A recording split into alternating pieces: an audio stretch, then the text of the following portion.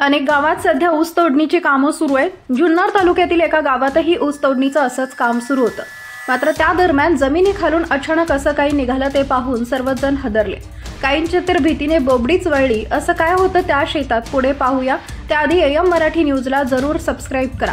हे अतिशय भयानक आहे। मिळालेल्या माहितीनुसार जुन्नर तालुक्यातील पिंपळगाव तर्फे नारायणगाव इथे ऊसाची तोडणी सुरू असताना एका ऊसाच्या शेतामध्ये वयोवृद्ध पुरुषाचा सांगाडा आढळला आणि एकच खळबळ माजली।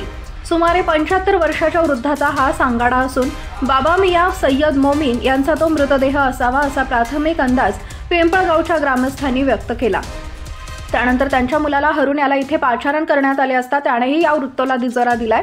बिबट्याच्या हल्ल्यातून ही घटना घडली असावी असंही नातेवाईकांचं म्हणणं आहे।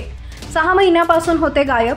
याबाबत पोलिसांनी सविस्तर माहिती दिली की पिंपळगाव तर्फे नारायणगाव येथील बाबा मिया सय्यद मोमीन वयवर्ष 75 हे गेल्या 6 महिन्यापासून गायब होते। त्यावेळी त्यांच्या मुलाने नातेवाईकांनी त्यांचा खूप शोध घेतला परंतु ते कुठेच सापडले नाहीत। दरम्यान आज पहाटे विघ्नहर सहकारी साखर कारखान्याचे ऊस तोडणी मजूर बाबा मिया मोमीन यांच्या अमराई येथील ऊसाची तोडणी करत असताना एका पुरुषाच्या हाडाचा सांगाडा आढळून आला। त्यांनी याबाबतची माहिती तात्काळ ऊस मालकाला दिली। बाबा मिया मोमीन यांचा मुलगा हरून मोमीन तातडीने ऊसाच्या शेतामध्ये आल्यावर त्यांनी पाहणी केली असता या हाडाच्या सांगाड्यावर असलेले कपडे हे वडील बाबा मिया सय्यद मोमीन यांचेच असावेत असा अंदाज त्यांनी व्यक्त केला।